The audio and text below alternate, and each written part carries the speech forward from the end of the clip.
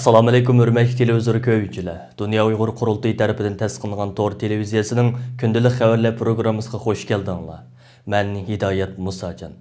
Tövəndə diqqətinizlər bugünkü xəbərlərimizin təfsilatında bolsun. Matbuotlarning xabar qilishicha, Amerika Tashqi ishlar ministrligidagi munosabatli xodimlarning Xitoyning Uyg'urlarga qaratgan qilmishlarining xarakterini bekitib chiqish haqida boshlatgan tekshirishi oxirgi bosqichga kirgan bo'lib, Donald Trump hukumatining kommunist Xitoy hokimiyatining Sharq Turkistondagi Uyg'urlarni asos qilgan yerli xalqlarga qarata yurgizayotgan bostirish siyosatlarining xarakterini rasmiy yo'sinda irqiy qirg'inchilik deb tonish haqida qaror ilish ehtimolligi kuchaygan. Amerika Tashqi ishlar ministri Mike Pompeo yaqinda qo'l ostidagilarga bu masala haqida maxsus tekshirish elib berish va Xitoyning Uyg'urlarga qaratgan qilmishlarining xarakterini tez suratda bekitib chiqish haqida buyruq tushirgan bo'lib, Dunyo Uyg'ur qurultiyining boshlamchiligida Sharq Turkiston tashkilotlari hamkorlik munbiri tarkibidagi tashkilotlar 25 dekabr kuni Amerika Tashqi ishlar ministri Mike Pompeo apandimiga birlashma imzoliq maktub yo'llab, Amerika hukumatidan Xitoyning Uyg'urlarga yurgizayotgan jinoiy qilmishlarini rasmiy yo'sinda irqiy qirg'inchilik deb tonishni talab qilgan edi. Uyg'urlar masalasi bo'lib, Xitoyning Uyg'urlarga yurgizayotgan jinoiy qilmishlarining irqiy qirg'inchilik yoki emasligi Amerikaning davlat ichida va xalqaro siyosiy sahnalarda xeylidan beri munozara qilinayotgan masalalardan biri bo'lib, ba'zida kishilik huquq dafsandichiligi, insoniyatga qarshi jinoyat deb atalib kelsa, ba'zida qabihlik jinoyati yoki irqiy qirg'inchilikqa yaqin qabih jinoyat degandek nomlar bilan atalib kelgan edi. Bu masala yana Amerikaning bu qitimliq prezidentlik saylimi mezgilida Amerikadagi Cumhuriyetçiler partiyasi bilan Demokrat partiyasining xeyli muhim so'z temisi va raqobat nuqtasi bo'lgan bo'lib, Amerikaning yangi prezidenti Joe Biden tarafdorlari Xitoyning Uyg'urlarga ilib berayotgan jinoyatni irqiy qirg'inchilik deb jakarlab, Trump hukumatini bu jihatdagi yetersizligi bilan ayblagan edi. Bu yil 10-oyda Kanada parlamenti kishilik huquq komiteti Xitoyning Uyg'urlarga yurgizayotgan qilmishlarini rasmiy yo'sinda irqiy qirg'inchilik deb e'tirof qilish haqida qaror qabul qilgan va shu oyda yana Amerika Kengash palatasi Tashqi ishlar komitetidagi demokratlar va jumhuriyatchilardan bo'lgan ikki senator Xitoyning jinoyatini irqiy qirg'inchilik deb bekitish haqida qaror loyihasi sungan edi. Bu munosabat bilan Erkin Osiyo radiosining ziyoratini qabul qilgan Amerika Xalqaro diniy erkinlik komitetining komissari Nuri Turkal apandi, Amerika Tashqi ishlar ministri Mike Pompeoning yuqorqi buyruq qarorining yeniklik bilan chiqarilgan qaror emasligini bildirdi. Nuri Turkal apandining bayon qilishicha, irqiy qirg'inchilikqa qarshi turish masalasi Amerikaning davlat prinsipi va xalq irodasiga vakillik qiladi ekan. U yana buningdagi ikkinchi muhim omilni tilga ilib, Ikkinchi dunyo urushi mezgilida Amerikaga qochib kelgan yahudiylarning bugun Amerika iqtisodida emas, Amerika siyosatida muhim rol o'ynayotganligini, qora tanliklarning kishilik huquq masalasida Amerikaga ta'sir ko'rsatadiganligini bildirdi. Shuning uchun Amerika hukumatining irqiy qirg'inchilik masalasiga orilishi Xitoyning va Xitoyga yaqin davlatlarning tashviq qilganidek, qandaqdir Amerikaning siyosiy o'yini emas, balki har qanday millat yoki dinga qilingan hujumga qarshi turib, insoniy erkinlikni qo'g'daydigan Amerika ruhining namoyandasi ekan. Dunyo Uyg'ur qurultiyi yaqinda o'zining Twitter hisobida bu haqda bayonot berib, Amerika Tashqi ishlar ministri Mike Pompeoning Xitoyning Uyg'urlarni bostirish qilmishini tekshirib bekitish qarorini qo'llaydiganligini bildirib, Amerikadagi eng chong diplomat balkim kelar oyda Xitoyning jinoyatini irqiy qirg'inchilik deb bekitishi mumkin deb ko'rsatdi.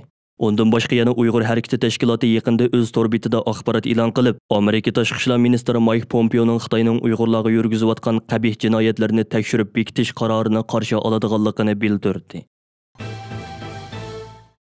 Chet ellardagi bo'libmi Turkiyadagi Uyg'ur tashkilotlari va siyosiy faoliyatchilari navbatda Turkiya parlamentining qonun komitetida muzokara qilinayotgan va Turkiya bilan Xitoy o'rtasida imzolangan jinoyatchilarni o'tkazib berish kelishimining Turkiya parlamentida ma'qullanmasligini va Turkiya hukumatining bu kelishimni bekor qilishini talab qilib umumiy safarbarlik boshlatdi. Bir qancha kundan buyon Turkiyadagi Uyg'ur tashkilotlari Turkiyadagi har qaysi partiyalarga, parlament a'zolariga va yerlik ommaviy tashkilotlarga orqa-orqadan murojaatnoma yo'llab, muhojiratda yashayotgan Uyg'urlarning bu jihatdagi andishalarini bayon qilish bilan birga, Turkiya parlamentining barliq a'zolarini yuqorqi kelishimni qat'iy turda rad qilishga chaqirdi. Turkiyadagi Uyg'ur tashkilot rahbarlarining Turkiya parlamentida vakili bo'lgan har qaysi siyosiy partiyalarning mas'ullari va bu partiyalarga mansub bo'lgan ba'zi parlament a'zolari bilan bo'lgan bevosita ko'rishlar davom qilmoqda.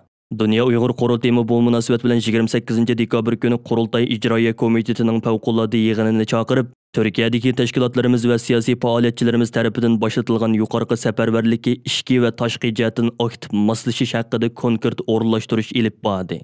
Türkiye bilan Xitoy o'rtasida 2017-yili 5-oyning 13-kuni Beyjingda imzolangan 22 moddalik jinoyatchilarni o'zaro o'tkazib berish kelishimining 25-dekabr kuni Xitoy Xalq Qurultiyi doimiy komiteti tarafidan rasmiy ma'qullanganligining e'lon qilinishi va bu kelishimning Turkiya parlamentining ma'qullanishiga sunilishi muhojiratdiki. Bo'libmi Turkiyada yashayotgan Uyg'urlar orasida intayin zo'r andisha qo'zg'agan.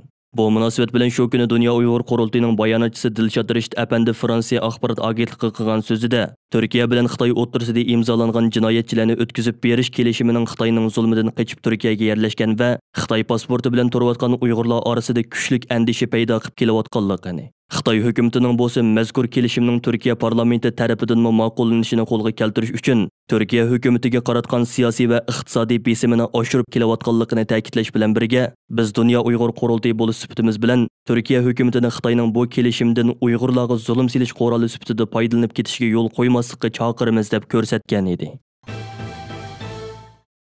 Xitoyning Uyg'urlarga yurgizayotgan majburiy emgak tuzimiga sherik bo'lish bilan xalqaro kishilik huquq tashkilotlarining va Dunyo Uyg'ur Qurultiyining qattiq ayblashiga uchrab kelayotgan dunyoga donliq Volkswagen shirkatining Xitoydagi bosh ijroiya raisi Stefan o'tgan hafta BBC agentligining ziyoratini qabul qilganda biz atalmish Shinjongdagi zavodlarimizning faoliyatlarini davomlashtiramiz degan edi. Uning bu so'zlari Dunyo Uyg'ur Qurultiyi London ishxonasining va Angliyadagi ba'zi kishilik huquq tashkilotlarining kuchlik noroziligini qo'zg'adi. Bu munosabat bilan 27-dekabr kuni Dunyo Uyg'ur Qurultiyi London ishxonasining direktori Rahima Mahmud, Uyg'ur qirg'inchiligini to'xtatish harakatining direktori Blair McDougal, kishilik haqlarda Yahudilar sadosi tashkilotining raisi Miyagrus qatorliq 6 nafar kishi Volkswagen shirkatining Xitoydagi bosh ijroiya raisi Stefanga qarata ochiq maktub yo'llab, uning yuqorqi so'zlarini qattiq aybladi. Xartorda e'lon qilingan mazkur birlashma imzoliq maktubda Volkswagen shirkatining bu harakati amaliyotda qirg'inchilikqa sherik bo'lganlik deb ko'rsatildi.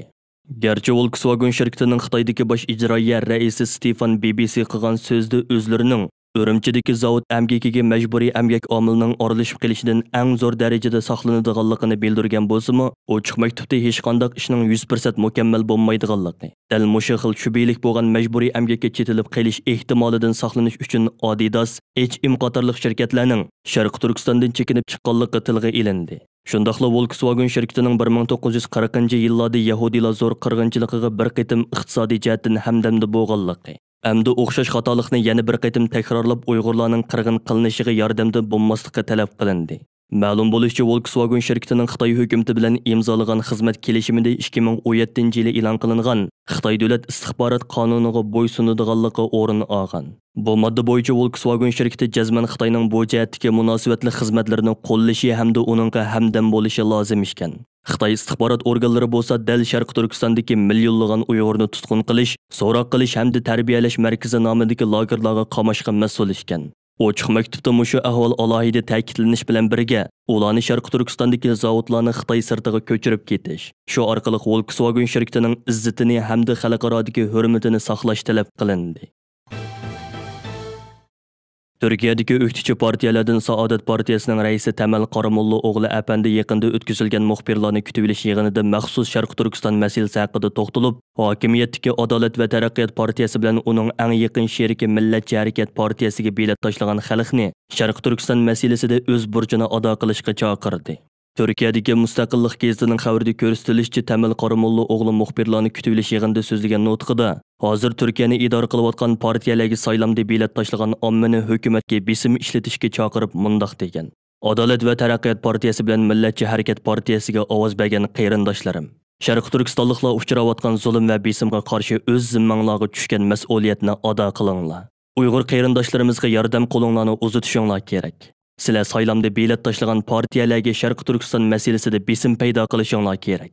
Bu munosabat bilan Erkin Osiyo radiosining ziyoratini qabul qilgan Saodat partiyasi raisi Tamal Qaramulla o'g'li partiyasining Sharq Turkiston masalasida ustiga tushgan burchini ado qilishga tirishayotganligini, Turk xalqining bo'libmi hozir hokimiyatda bo'lgan Adolat va taraqqiyot partiyasi bilan uning sheriki Millatchi harakat partiyasini qo'llayotgan xalq ommasining Sharq Turkiston masalasida jiddiy besim paydo qilishi kerakligini bayon qilib mundaq dedi: Biz kuchimizning yetishicha tirishchanlik ko'rsatyapmiz.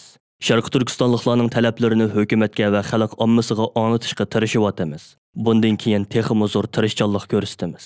Qisqasi, biz Sharq Turkiston masalasida zimmamizga tushgan vazifamizni ado qilishga tirishyapmiz. Turk jamoatchiligimi hukumatga besim paydo qilishi kerak. Türkiyədəki Saadet Partiyası qurulğan gündən tartib Uyğur məsələsiga köngül bilib kelayotgan partiyalardan biri hesablanadi. Mazkur partiyanın qurğuchisi Türkiye'nin sobiq bosh ministri mərhum Necmiddin Erbakan 1984 yilidan tartib Türkiye parlamentida izchil holda Uyğur məsələsini o'ttirg'a qo'yib kelgan edi. Mazkur partiya 5 iyul Urumchi qirg'inchiligi yuz berganda Xitoyga norozilik bildirib, 2009 yili 7 oyda Istanbulda 20 ming kishi qatnashgan zo'r norozilik namoyishi uyushtirgan edi. Bu partiya 2017 yilidan tartib jazo lagerlari masalasini izchil holda o'ttirg'a qo'yib kelmoqda. Afg'onistonda maxsus Uyg'urlarni qoralash va Uyg'urlarni terrorist qilib ko'rsatish uchun yoshirin harakat ilib berayotgan 10 kishilik Xitoy josuslar guruhining fosh qilinib, bu Xitoy josuslarining hammasining qo'lga ilinishi chet el matbuotlarining kuchli diqqatini qo'zg'adi. Hindiston vaqti gazetining 25 dekabrdagi xabarda aytilishicha, Afg'onistonda qo'lga ilingan bu Xitoy josuslar butunlay Xitoy jamoat xavfsizligi ministrligining kadrlari bo'lib, ulardan Shohun ismli bir aylan Kabul shahrida restoran ichayotgan ekan. Afg'oniston soqchilari ularning terrorlik tashkiloti bo'lgan Haqqoniy guruhi bilan aloqada bo'layotganligini e'lon qilgan.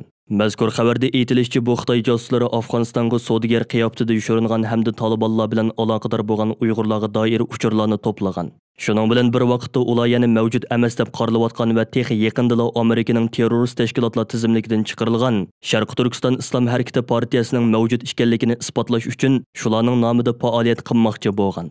Afg'oniston soqchi doiralari Xitoy hukumati navoda o'zlarining bu qilmishi uchun bizdan rasmiy afo so'rasa, bu kishilarni Xitoyga qaytarib etishimiz mumkin. Bo'lmasa ular Afg'oniston qonuni bo'yicha bir yoqlik qilinadi degan. Hozircha bu Xitoy josuslarining 2 nafarining Xitoy ekanligi tilga ilingan bo'lsa-mu, ammo boshqalarining milliy tarkibi haqida ma'lumot berilmagan. Xabarda aytilishicha, navbatda Xitoy hukumati bu ishni davron qilmayla yig'ishtirib etishga oldirmoqda ekan. Buningdan ilgariroq bo'lsa, Xitoy hukumatining allaqachon 2 milliondan ortiq kompartiya a'zolarini dunyoning har qaysi joylariga miq qilib qiqib bo'lganligi oshkora bo'lgan edi. Xitoy hukumati va uning boshqarishidagi matbuotlar bir tarafdan o'zining Sharq Turkiston xalqi ustidan yurgizayotgan jinoiy qilmishlarini tubdan inkor qilishga va pardozlashga urinsa, yana bir tarafdan tig' uchini Amerika va Xitoyning jinoiy qilmishlarini uzluksiz fosh qilayotgan chet el matbuotlariga qaratdi. Xitoy Tashqi ishlar ministrligining bayonotchisi Zhao Lijian 28 dekabr kuni Beijingda o'tkazilgan muxbirlarni kutib olish yig'inida 1 milliondan ortiq Uyg'ur lagerga qamaldi degan xabar butunlay ig'vo. Shundaqla asr hal qilgan yolg'onchilik deb bildirildi. Shuning bilan birga buning Amerika Tashqi ishlar ministrligidagi bir qism dushman kuchlarning to'qib chiqqan bo'htonlari ekanligini, Amerikaning Beijingdagi bosh elchixonasining mushu xil yolg'on uchurlarni ko'plab tarqatayotganligini ta'kidladi. U muxbirlarga savol qo'yib, "Sizlar nimishqa bizning bu vaqtdagi dokladlarimizni o'qimaysizlar?" deb savol qo'ydi. Xitoyning Yer shari vaqt gazetimi 28 dekabr kuni bosh maqola e'lon qilib, Amerikadagi dushman kuchlarning 500 ming Uyg'ur qo'lda paxta terish amgakiga qatnashtirilgan degan xabar butunlay yolg'on dedi. Shuningdek, Beyntollarda mashina orqali paxta terishning umumlashib bo'lganligini, BBC agentligi muxbirlarining soqchilar va Xitoy amaldorlari bizning suratga ilishimizga to'sqinlik qildi degan bayonlarni va Uyg'urlarning majburiy amgakka selinayotganligi haqida bergan ma'lumotlarni butunlay yolg'onga chiqarib, Angliya muxbirlari aytgan ahvol mavjud emas. Bu Uyg'ur yoshlarining hammasi tarbiyalashdan keyin o'zligidan amgak qilishni talab qilganlar dedi. Muhojiratdagi analizchilar Xitoy hukumatining bu bayonlarini keskin tanqidlab, Xitoy hali ham millionlarcha Uyg'urning lagerga qamalganligini inkor qilib kelmoqda. Mana bu haqiqiy yolg'onchilik dedi. Yana ba'zilar bo'lsa qo'lda paxta terishga doir shuncha ko'p sin hujjatlarining tarqalib yurganligini misol qilib, Xitoy hukumati har qachon tog'dek paketlarni inkor qilishga odatlangan dedi. Hürmetli televizor ko'yuvchilar, tövəndə diqqətinizlər Dünya Uyğur Qurultayının təşəbbüsü bilan 2020 yılı 9 ayının 3 günü Londonda qurulub rəsmi fəaliyyət başlagan Xalqara Uyğur Sud Kollegiyası tərəfindən elan qılınğan müraciətnamənin Uyğurçası da bolsun. 2020 yıllarga kelganimizdimi, davlatlarning va boshqa xalqaro organlarning Xitoyning Uyg'urlarga qaratgan pozitsiyasini tekshirib aniqlashda yengilganligi sababidan mustaqil sudchi Jeffrey Nice mustaqil xalq sudi kollegiyasi qurib chiqdi. Mazkur sud kollegiyasi Xitoy davlatining insoniyatga qarshi jinoyat sodir qilganligi yoki Uyg'urlarga milliy qirg'inchilik elib borgan yoki bormaganligiga hukm chiqaradi. Mening ismim Jeffrey Nice. Men Uyg'ur sud kollegiyasi deb atalgan mustaqil xalq sud kollegiyasining riyosatchisi bo'laman. Uyg'ur sud kollegiyasi har qanday bir davlat yoki xalqaro organlardan, qurilishlardan tamoman mustaqil, tarafsiz bir sud kollegiyasi. Xitoy davlatining turmalardagi va jazo lagerlaridagi Uyg'urlar qaratgan qilmishlari haqida ko'p qatlamli ayblashlar mavjud bo'lib, bu qilmishlar haqidagi ayblashlarning oyda og'ir darajadagi insoniyatga qarshi sodir qilingan jinoyat va hatto milliy qirg'inchilikqa berib taqiladi. Uyg'ur xalq sud kollegiyasi amaliyotda rasmiy sudlarning qilishga tegishli bo'lib, lekin ular texnik qilolmagan sudlashlarni elib boradi. Bu sud kollegiyasi xalq ommasiga ochiq bo'lgan mustahkam dalillar va dalillar asosida chiqarilgan yakunlar ham shu orqali bu qilmishlarning qurbonlariga belgilik darajadagi adolatni saqlashdek g'oyani amalga oshiradi.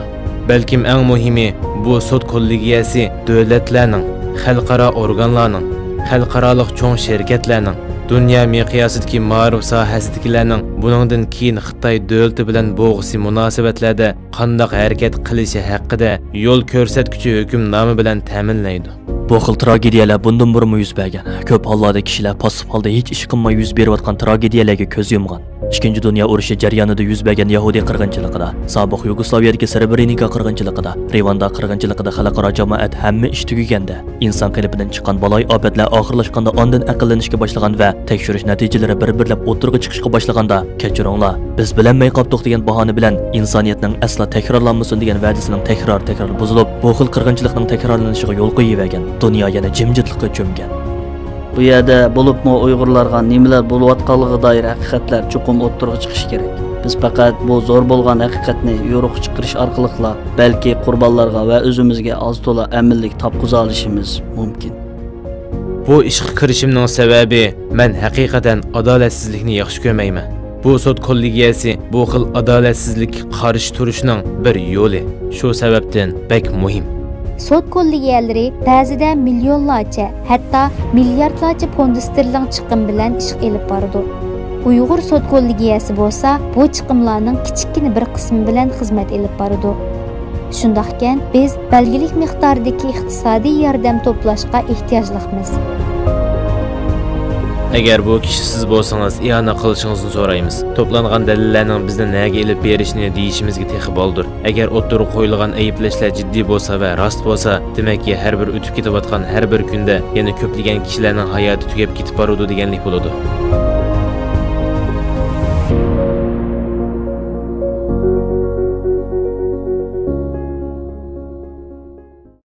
Hurmatli televizor ko'ruvchilar, Yuqorida Dunyo Uyg'ur Qurultiyi to'g'ri televiziyasining kundalik xabarlar programmasini diqqatingizga sundik. Keyingi qitimliq programmada ko'rishaylik. Ko'rishgacha omon bo'lgaysizlar. Xayr xo'sh.